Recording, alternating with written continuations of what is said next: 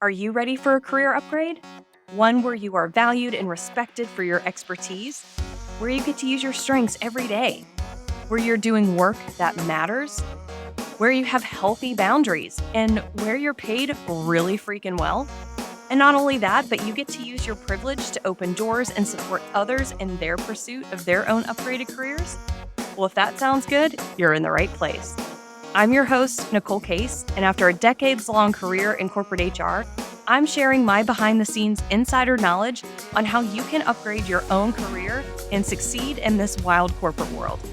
Each episode will have practical, actionable takeaways that you'll be able to implement right away with some healthy doses of encouragement and maybe a kick in the pants or two. Plus, you'll hear from other amazing women who have upgraded their own careers on their terms. So pour yourself a favorite beverage and let's dive into today's episode.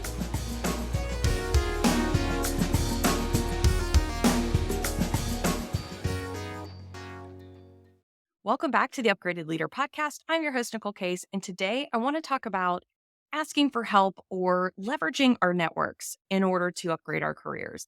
And I got the idea for this episode a couple weeks ago when I was watching the final season of one of my favorite shows, which is The Marvelous Mrs. Maisel. If you're not familiar, the show is about a New York City housewife in the 50s and 60s and how she is on this path to becoming a comedic,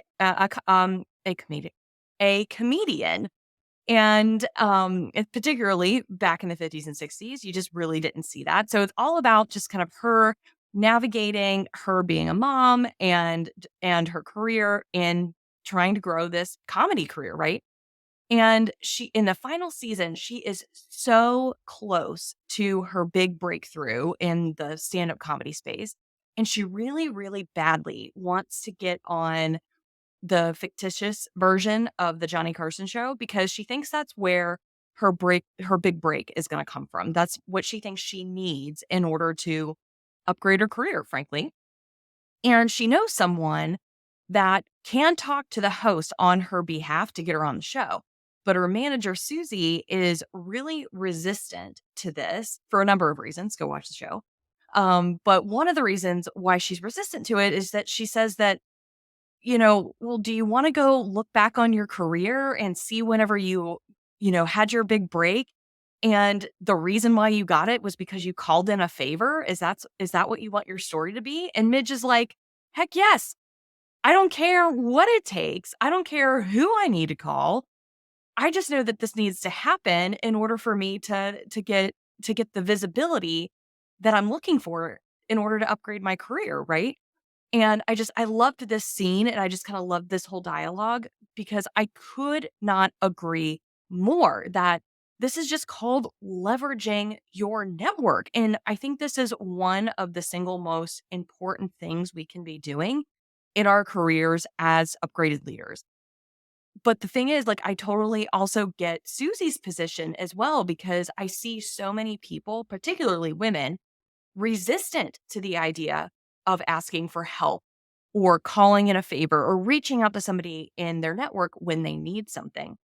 And I think there's a lot of reasons for this, and I'm certainly guilty of it myself as well. But here are some reasons why I think people are resistant to this. So first, I think people are just fearful of appearing incompetent. Like seriously.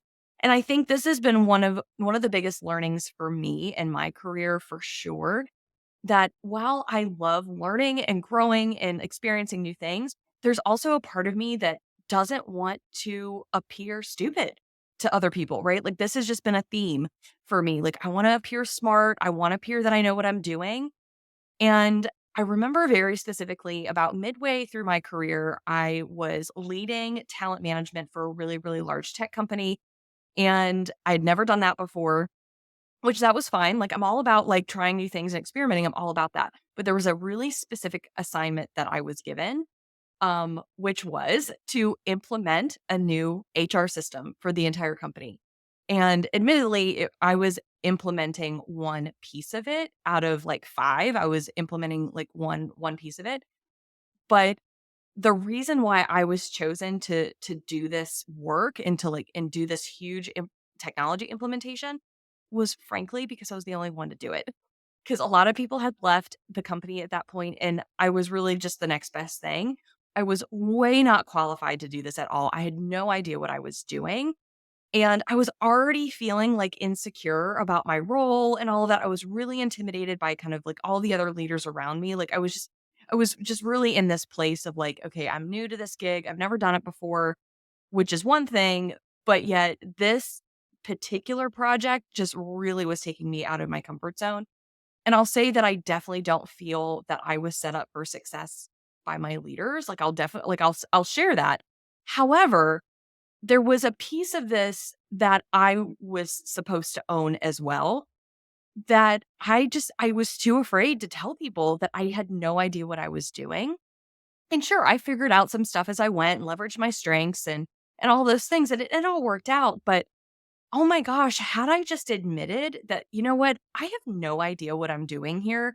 And if I literally could have just sat down maybe for a couple of hours one afternoon and had a couple of conversations with people, I would have been way more effective. I could have gotten things done way faster, way easier, and frankly, with a lot less stress. Had I just sat down and admitted that, you know what, I'm not really sure what I'm doing here, and just asked a couple of really pointed questions, asked for some help from people in my network who I know had done this before, I would have been much better off had I just maybe swallowed that pride or just gotten over that fear of looking stupid, frankly. That was really what was holding me back.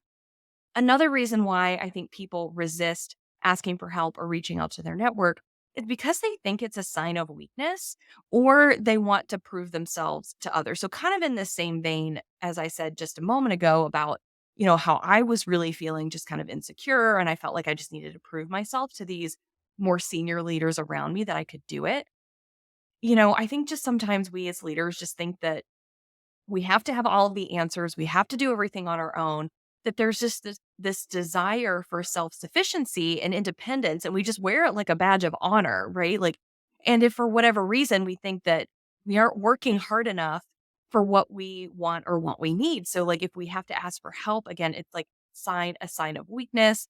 Or I think if we go back to our marvelous Mrs. Maisel example, that somehow the outcome is tainted or less than if we just didn't quote unquote do it on our own. And I see this a lot when I'm working with clients when they're specifically working towards like a really big promotion that's like, just that really big quantum leap promotion for them, or by getting a job externally and they don't want to ask their network for support because they somehow think it's cheating. Like literally, I'll have clients be like, well, I don't want to reach out to my network because, isn't that unfair? Isn't that cheating? Because I have somebody in my network and I'm somehow not on the same playing field as everyone else. And that's just totally not true because, this is how business works. This is how our economy works is by working with other people that we know, that we like, that we've gotten to know. So this is totally not a sign of weakness or anything like that. It's just it's part of the gig, right? It's part of the whole process is by leveraging those folks in your network already. Another reason why people don't want to reach out is because they don't want to be a burden. They want to feel like I'm low maintenance. I don't want to take up a lot of my network's time. Everybody's so busy. And yes, everybody's busy. Everybody's got a lot on their plate. But if you think about it, if the tables were turned and you had some sort of information or you had, some sort of connection or something like that, wouldn't you be upset if you could have quickly and easily helped someone out and they didn't reach out to you because they thought they were being a burden? I mean, yes, the answer is yes. Like you'd be really frustrated and upset with your friend or with the perfect person in your network if they would have just reached out to you because you totally could have helped them and probably the support that you were going to give to that person was probably not going to take up that much of your time anyway. But for some reason, we build it up in our heads that, oh, this ask or this question or this connection I'm going to ask somebody to make is just like a really big deal and it's going to be a huge burden. It's going to take a lot of time. And most of the time, that's just not true. Another reason why people don't reach out is because they don't know that someone could help them, right? They're like, well, I don't have anybody in my network that does this thing, or I don't know anybody inside the company who does this thing that might be able to help me out with this. And maybe that's true, right? Maybe you don't know somebody directly that can do that thing or can support you in that way. But that's the beauty of networking because people who you do know might know someone else, right? That's how the daisy chain works. Like you could be like on the side of the soccer field at your kid's soccer game and talking to a random parent standing beside you. And holy cow, they might know somebody in their network that can be a really great resource for you. Again, that's how networking works. We see this in the coaching space all the time, which I absolutely love that we have like this community because if I'm not the right coach for someone, I'm gonna reach out into my network to see who might be, and it's often that I'll reach out to somebody and they say, "Oh, yeah, I know this other person over here," and then we make the connection that way. So, even if, like, you think, "Well, I don't know anybody that can help me, I still have to do this all on my own," that's just not true. Just start talking about whatever your challenges or whatever it is that you're working on or whatever it is that you're looking for, and I bet that once you start getting the word out there about that, that someone will be like, "Ah, yeah, I totally know somebody who can help you with this." The fifth reason why I think people resist reaching out for help or leveraging their networks is frankly because of perfectionism, right? Like we have this perfect idea of a plan built up in our heads that this is how this is going to go. And life sets in, and that's just not how it always turns out, right? And so sometimes we have to adjust our picture perfect plans and interject either another person or just kind of another, side quest in order to get done whatever it is that we're trying to get done. And finally, I think a really big reason why I think people resist reaching out to their networks or leveraging their networks is because we recognize that networking is supposed to be a two-way street and mutually beneficial, which is certainly true, but we can often undervalue what we can offer others. So they're like, well, it doesn't make sense for me to reach out to the CEO that I know because what could I possibly offer back to a CEO? Well, first of all, you don't know that until you start talking with them because CEOs and senior C-suite folks, they need help and support just like everybody else. But that doesn't mean that this is a whole like tit for tat sort of thing, right? This is not a one-to-one, like trading favors kind of thing. Networking and building relationships is a long game. This is a long strategy. It's not about cashing in favors or keeping score, but there will certainly be a way that you can give back or support when that timing is right. You just never know when that is going to come up and it might not even be directly to that person, right?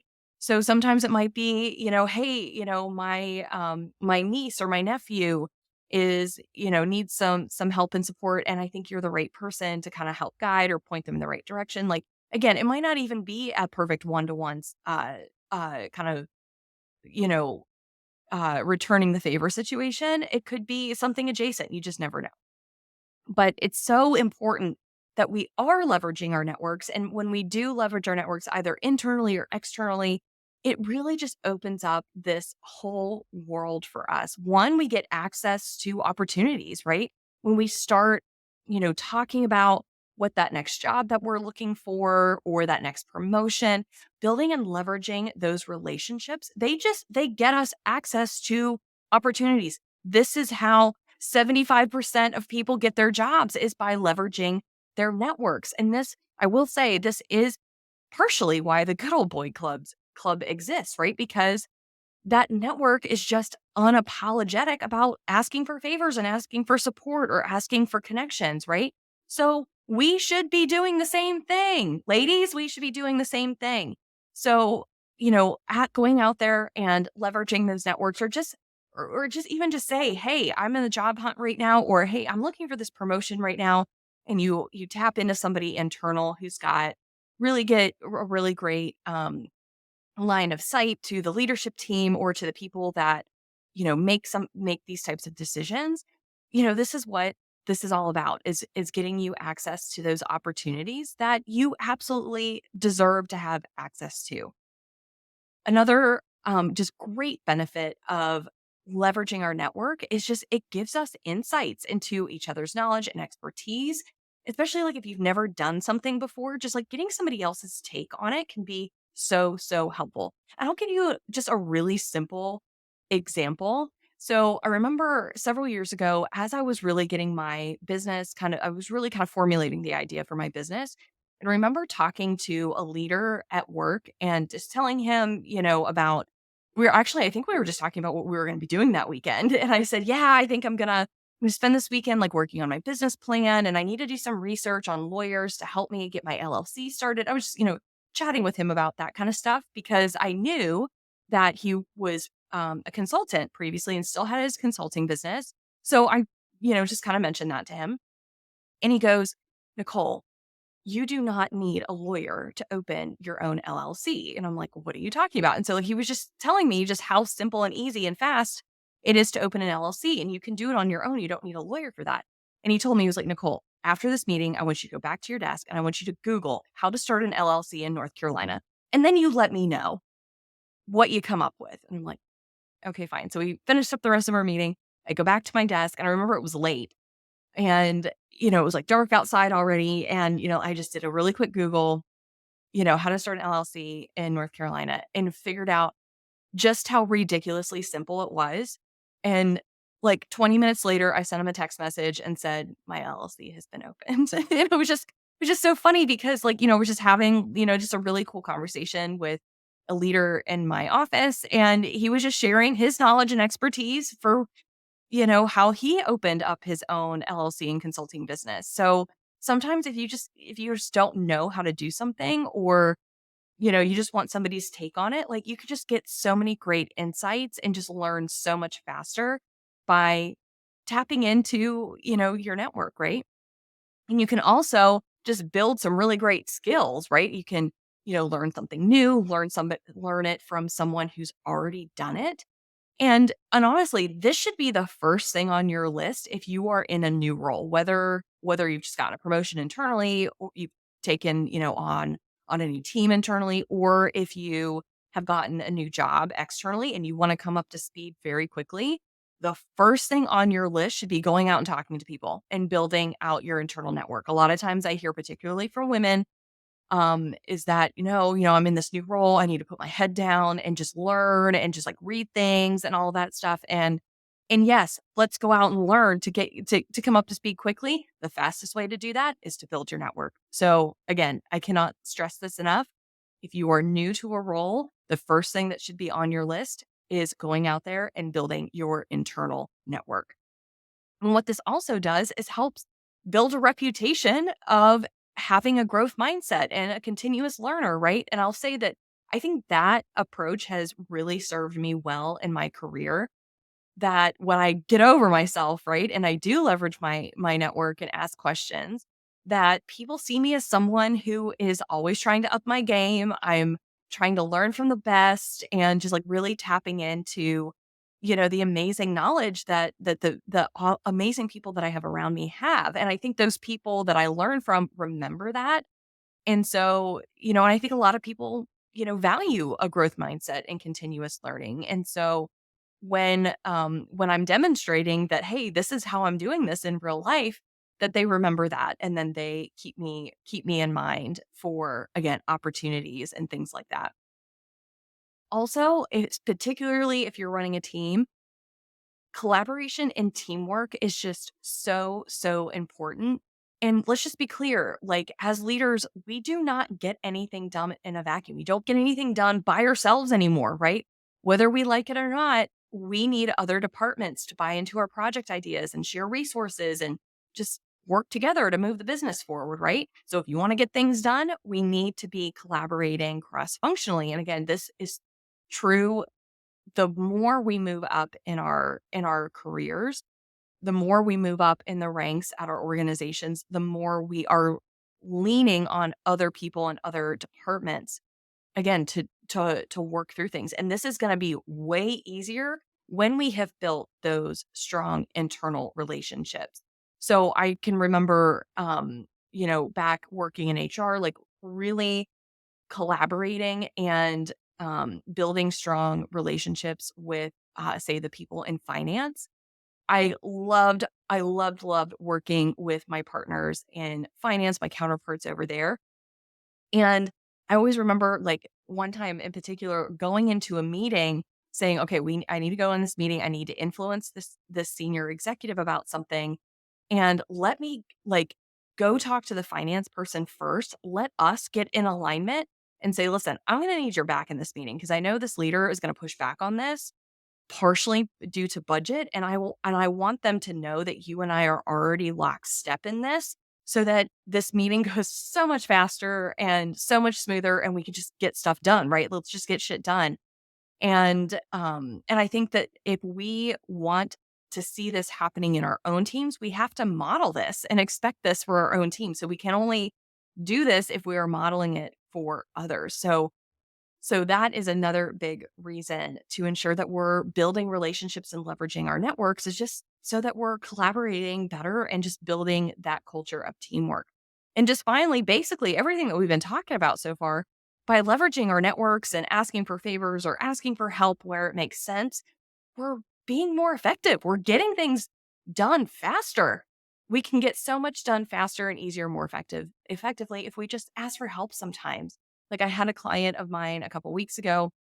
He was sharing with me that there had been this email that's just been kind of in his drafts that he had this idea to reach out to somebody to ask for help. He's new in his role. He had not done this particular part. He kind of gotten other pieces of the business that is in his remit now that he had not had previously. And he wanted to reach out to someone in his network just to kind of, ask for a little bit of advice and ask for a little bit of help. And he had been sitting on this email for months. I kid you not, 4 months. And finally, we kind of dug into like why he was resistant into sending this email. And when he finally, and we got off the phone and he like sent me a note just a few minutes later, said, email sent. And he's like, I feel so much better. And then when we got back on the phone for our next session, he had connected with that person in his network. He had offered so much great advice and direction and support. He was just like, I cannot believe that I sat on this for months. Like, how faster could I have moved or how earlier could I have gotten some of this stuff done had I just sent that email earlier, right? So it's so important for us to be leveraging our networks and just reaching out to those amazing people that we've built these strong relationships with over time and really just, ask for their support, ask for their advice or whatever it is that we're going to go in and ask for because we know we are going to be way more effective. And you know what? They're going to come back around and they might ask for something of you someday. I already know you're out there providing that support to others. So we should be open and just willing to accept that support ourselves. So I hope this was a great episode for you. I hope I have helped you maybe shift your mindset a little bit on this topic. If you are loving this podcast, love these topics, I'd love to hear from you directly. Send me an email at nicole@theupgradedleader.com. Send me an email over there and let me know what else you want to hear about. I'm putting together the rest of content calendar for the next couple of months. I'd love to hear about the topics that you want to hear more about. This is for you. I do this podcast for you all. So send me an email and let me know. But in the meantime, remember, your career deserves an upgrade.